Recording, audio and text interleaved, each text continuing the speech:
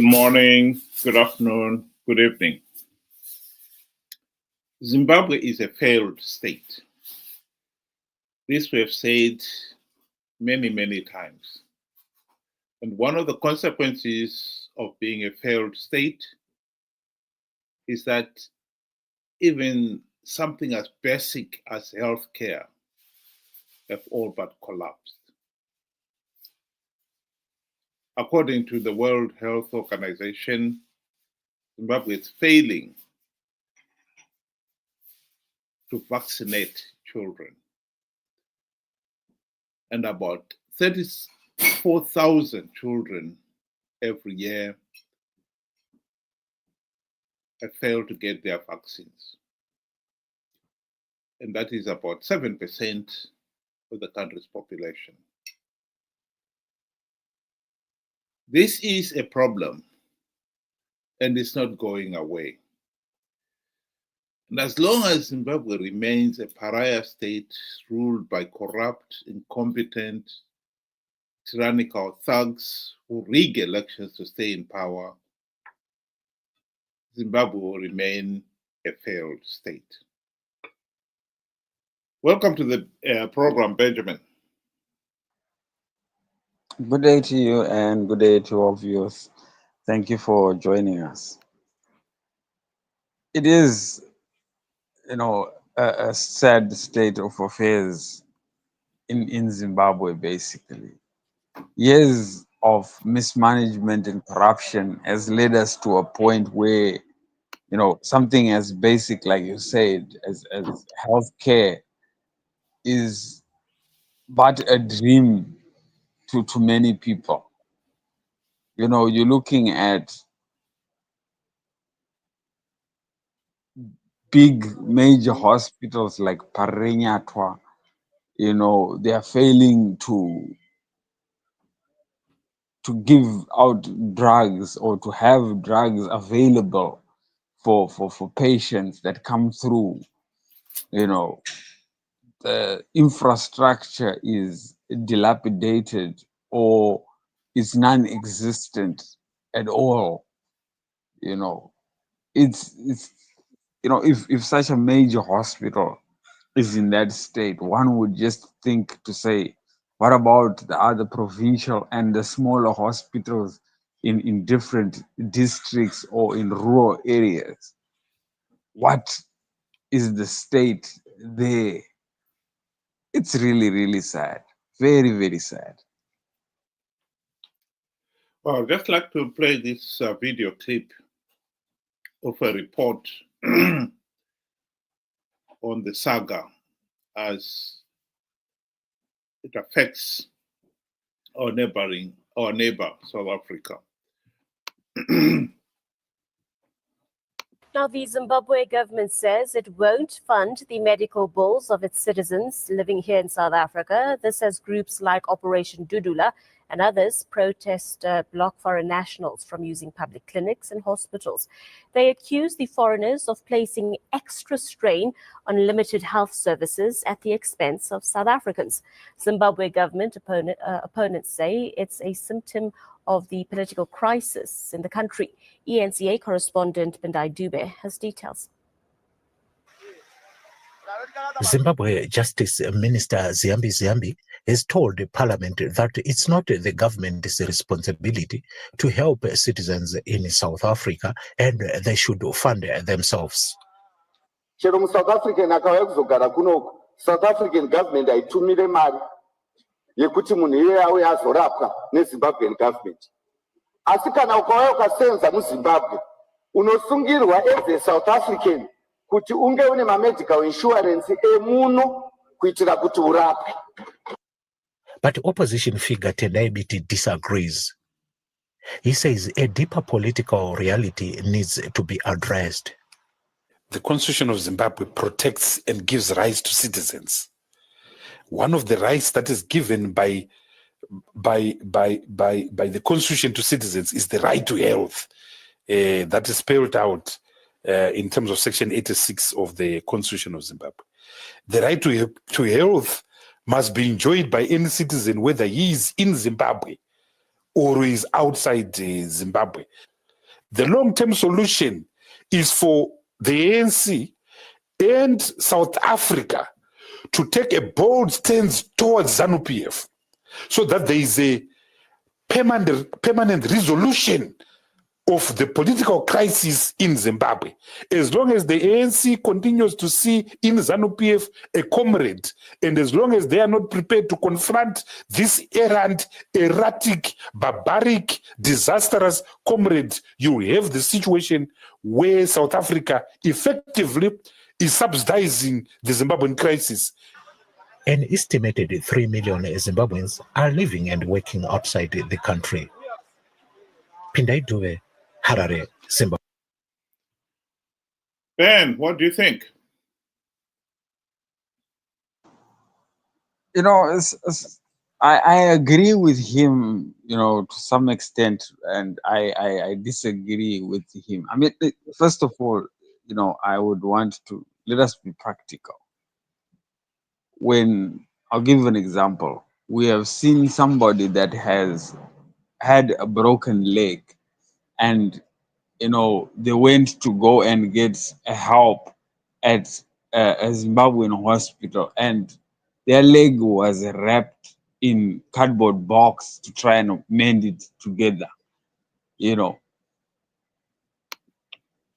how then do you expect Zimbabwe, you know, the Zimbabwe government to fund somebody that is South Africa when they are failing what somebody that is that is local, that has actually come to a Zimbabwean hospital to get help? You know, we have to be practical.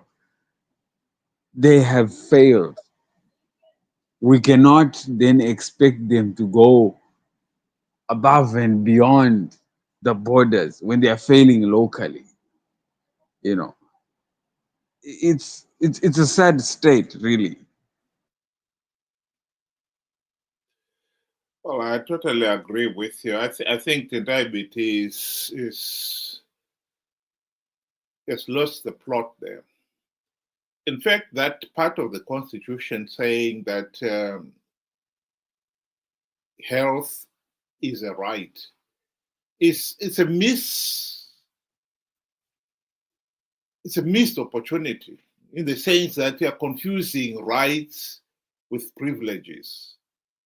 You know, if you are going to say it's a right, then yes, government has got an obligation to make sure that that right is respected. But in a country where the economy is in such a mess, how is the government going to guarantee that right? You know, I think it is a pity that they missed opportunities of clearly defining what can be delivered. I mean, things like, for instance, the right to a meaningful say in the governance of the country. That is something that a government can deliver. They cannot turn around and say, oh, we don't have money. You don't need money to deliver free, fair, and credible elections. You just need to follow the laws. A third world country like Zimbabwe cannot pretend, even in the first world, the developed countries, they do not have a universal guarantee of health care. Some countries like the UK, for instance, it's called the National Health Service, which guarantees everybody health care at the point of delivery. Other countries have got some kind of insurance where they maybe the government takes care of certain things, but you have got to take care of the rest. So it was a missed opportunity. It is a pity that you know, that constitution, when it was written, some people got carried away and put emphasis on rights on everything, and then they are failing to chase even those rights that they should be able to chase. The right to free, fair, and credible elections. That is a right that could be pursued, and that the government of the day should be asked, why are you failing to deliver that right? So I think it is a missed opportunity. I totally agree with you there. But to come back to the issue of healthcare, this is a serious problem. Zimbabwe's economic meltdown, this is one of the consequences of it, where the nation is not able to provide a decent healthcare service. I mean, even Zimbabweans who have some money, who could pay for it. How are you going to pay for painkillers if you go to Parenyatwa? If there are no painkillers at Parenyatwa, people with relatives in the diaspora have sent their relatives money to buy drugs, and drugs are not available in the country. This is a collapsed healthcare system.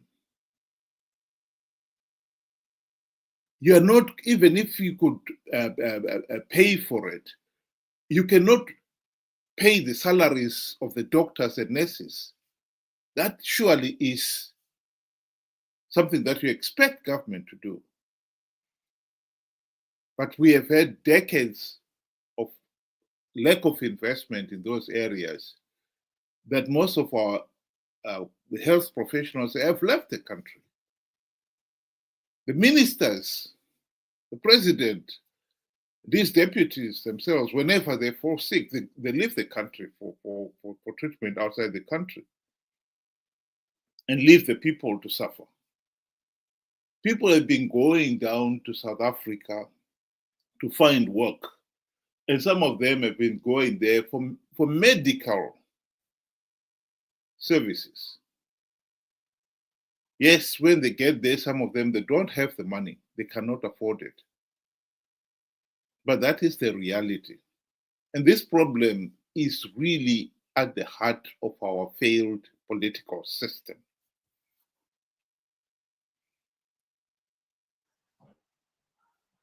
I totally agree with you there. And, you know, it goes further to say, you know, we are now having a situation where Zimbabweans are crossing from all, you know, four corners of the country, going into the neighboring countries just to go and find, you know, better health care. You know, for example, you know, women, our pregnant women are having to travel all the way to the border in Messina to go and give birth there. There is electricity, at least, you know, there is, you know, stuff that they will need to use during and after, you know, delivering the baby, you know. And not only in South Africa, some have actually been now going to Zambia, some going to, you know, Botswana and so forth. But then you know, can I be detached on, I think, one very important subject to say, you know, we have a problem with our so-called liberation movements.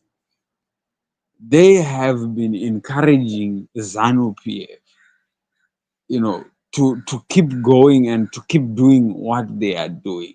You know, many times you find when we have foreign delegation coming through from within SADC, they have heaped a lot of praise for ZANU-PF. ZANU-PF is developing this, you know, Zimbabwe is moving forward. Uh, you know, praise that is not warranted. Yet the people are suffering and they're having to go and burden their countries just to get that, you know, help that they need. I think there, you know, we have a problem with these so-called liberation movements. They have become, you know, a group of bandits that will support each other no matter whether the other one is doing wrong or not. And I think SADC really needs to address, because Zimbabwe is going to end up pulling the whole thing down or the entire region down, because people are moving and they are using their infrastructure that is supposed to be for their own people. And rightfully, like you said, South Africa is subsidizing our failure, at the end of the day. Well, I'm glad you did touch on the issue of ANC's role in keeping ZANU-PF in power, which Tendai Biti also referred to. But I think while we are still on the issue of politics, we cannot also fail to mention that Zimbabwe's opposition, MDC-CCC, have played their major part in keeping ZANU-PF in power.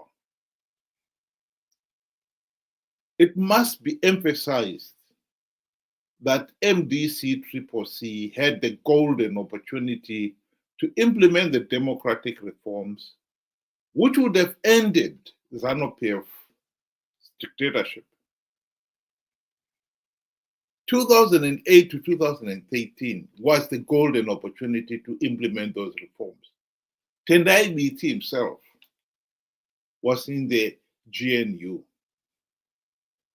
For 5 years, they failed to implement even one token reform. And at the end of it, SADC, credit where credit is due, told them that you should not participate in the 2013 elections without reforms. Tendai Biti and company ignored SADC's warning and they participated.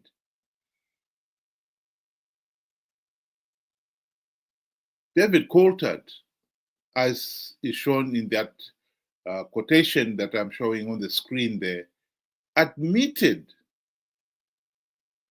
that the election process was so flawed, so illegal, the only logical thing to do was to withdraw. But both MDCN and MDCT guys could not withdraw because they fear that if they do, the other side will participate and get the gravitron seats. The opposition have been participating in flawed elections to give ZANU-PF legitimacy out of greed. That point must be made, and made emphatically.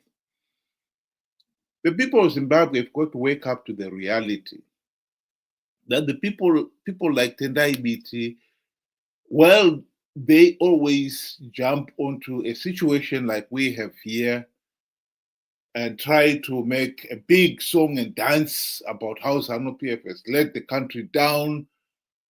They are only doing it because they want to remain on the limelight.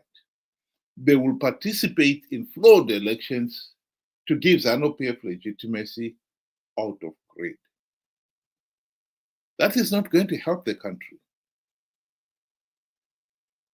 We have a problem with ZANU-PF. We have a problem with some of our neighbors, like ANC, that has been ruling South Africa since 1994. But we also have a problem with our corrupt, incompetent, and sellout opposition leaders. The bottom line is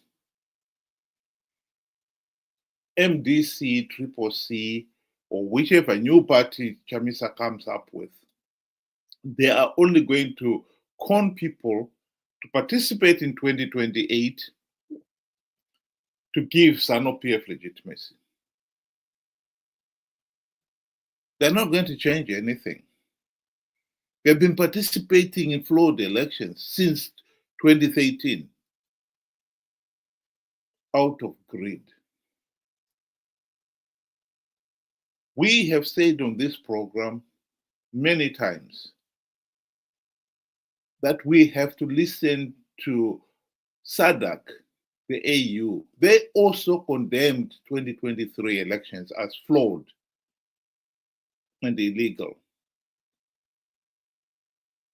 If we do not participate in those flawed and illegal elections, SADC and the AU will have the muscle to deny ZANU-PF legitimacy. But as long as we listen to the likes of Tendai Biti, who only want to participate out of greed, we are locked into that system.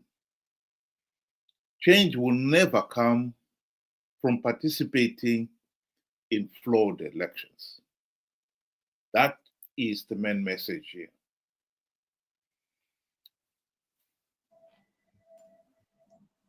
I totally agree with you there, and my final, word of advice would be, as a people, we have a shared responsibility, and our responsibility now is to get ourselves, or to try and get ourselves out of this mess. That way, we can also get help from the outside or the international community in our quest to get rid of ourselves of this plague called ZANU-PF. And it starts by us demanding free, fair, and credible elections. For so long, our elections have been marred and have been called illegal, flawed, and all sorts of bad names. We need to get ourselves out of that space or out of that spot. And it starts by us demanding for free, fair, and credible elections.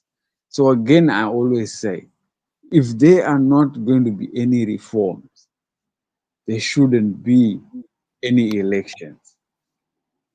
Period. It's not negotiable. Thank you. Thank you very much, Ben. And to those of you who were able to join us tonight, thank you very much. I hope you'll be able to do it again, 7 o'clock UK time, 8 o'clock Zimbabwean time. Have a good day.